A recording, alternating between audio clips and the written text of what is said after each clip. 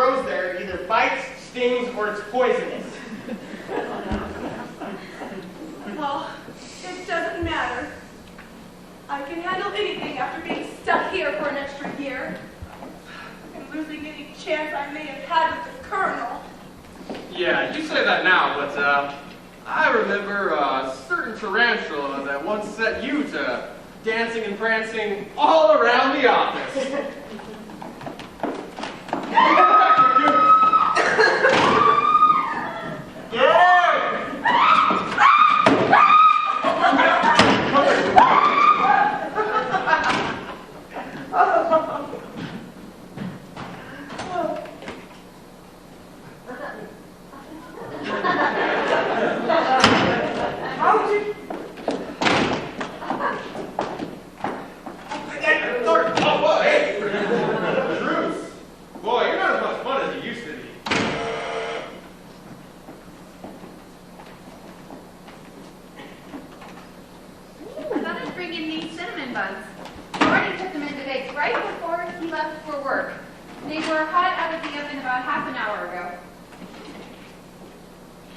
Did anyone ever hear whatever happened to old Bryzinski?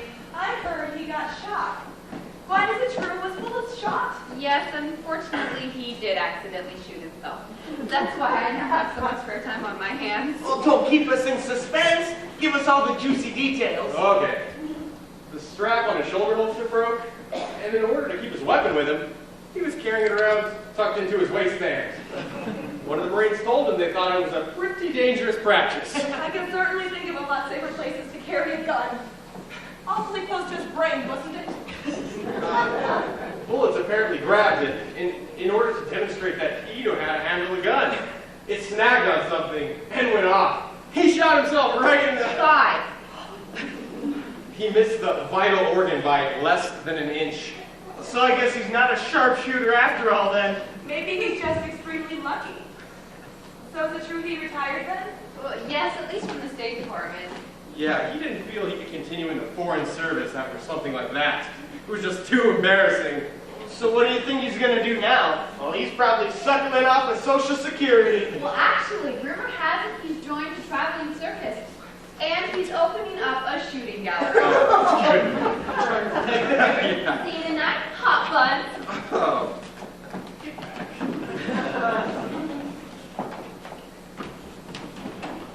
So, what was it you guys were discussing so seriously on your way to the office?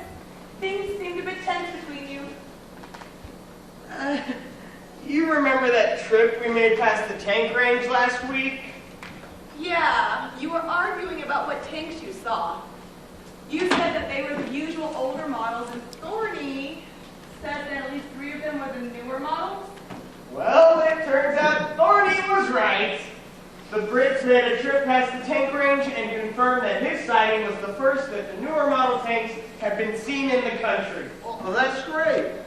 So what's the problem? Well, the Brits promised a bottle of champagne to the first one to discover the new tanks. And since I was the one who shared the sighting with them, they presented it to me.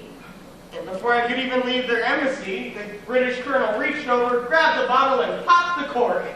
So they all shared a glass of expensive bubbly. Well, I sat down in the car, waiting for the major. I see. Shifty got credit for your discovery, and he got your bottle of champagne. And all I get is the empty bottle.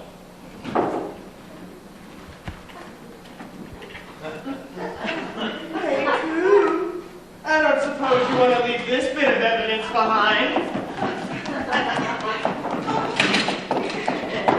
Oh, God!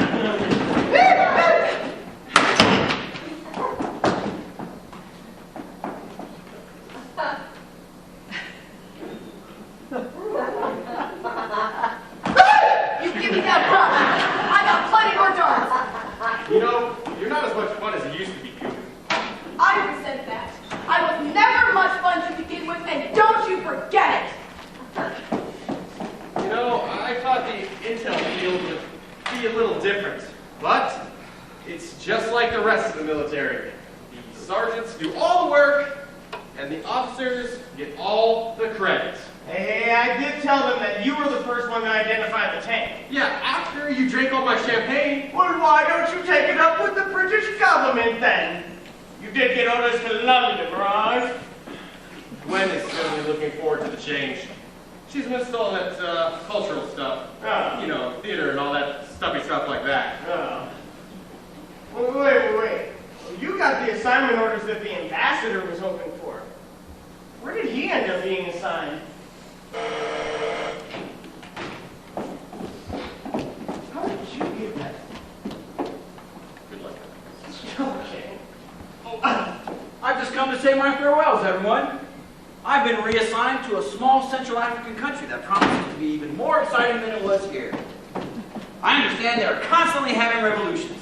That should finally give me something to report back to D.C. about. I would just like to say that I'm really, really proud to announce that I finally achieved my dream.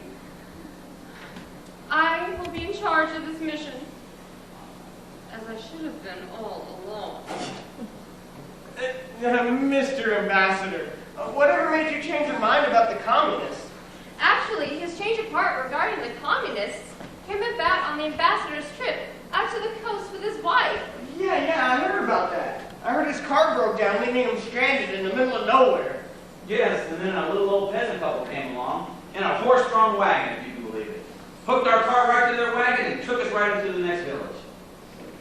That must have been one hell of a horse. I've seen the car you drive. It's like a miniature battleship. And it's armored. Oh, please, Coop. I'll just as soon not talk about armored cars if you don't mind. Well, I must take my leave. I have to attend a farewell gathering to be held in the town square. I understand the commies are throwing quite a party in my honor. While the ambassador waited for help to arrive from the embassy, Mrs. Brantley took a snapshot of the peasant couple with a Polaroid camera. She let them watch as the picture developed. Because they'd never seen anything like that, they showed the pictures to the entire village. Well, that must have seemed like magic to them. The next thing you know, the entire village had surrounded Ambassador Brantley and his wife. They all wanted their pictures taken. Everyone had a great time, and the ambassador discovered that not everyone in a communist country is evil. Well, now that I'm in charge, I can't afford to be lollygagging around here. Must run.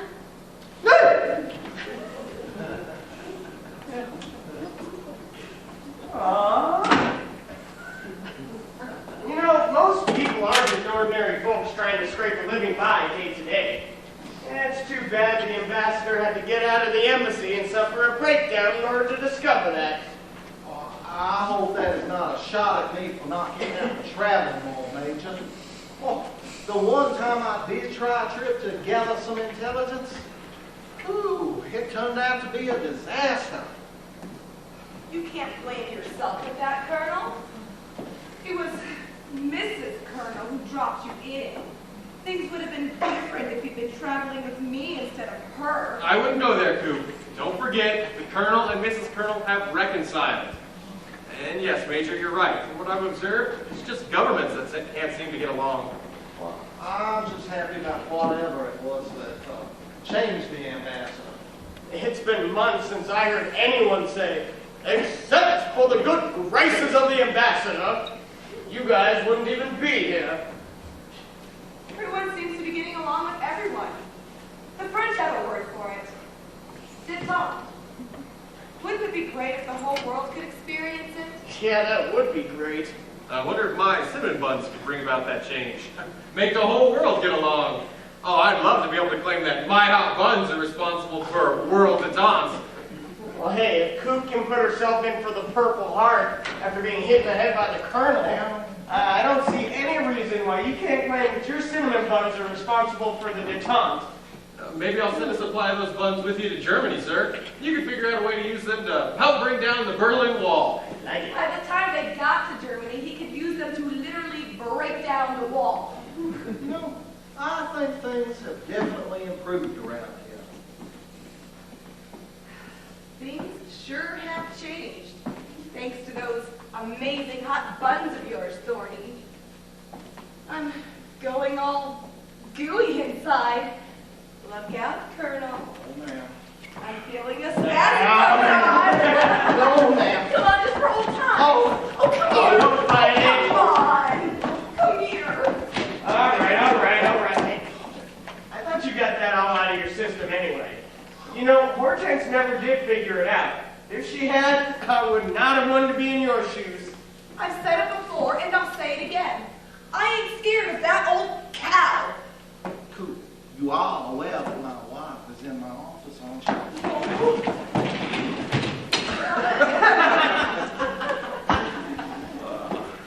Oh, ha, Colonel. You haven't been taking practical joke lessons from Shifty and Thorny, have you? Oh, sorry, Cool. I just couldn't resist. I had to let everyone get another chance to enjoy that music. Yep, there's definitely gold in them knot hills. Colonel, you have got to be the sexiest sexist I have ever met. Well, I'll say yippee-ki-yay to that. Hey, I wonder how you say yippee-ki-yay in German. Why, the same as in any language, Shifty. Yippee-ki-yay!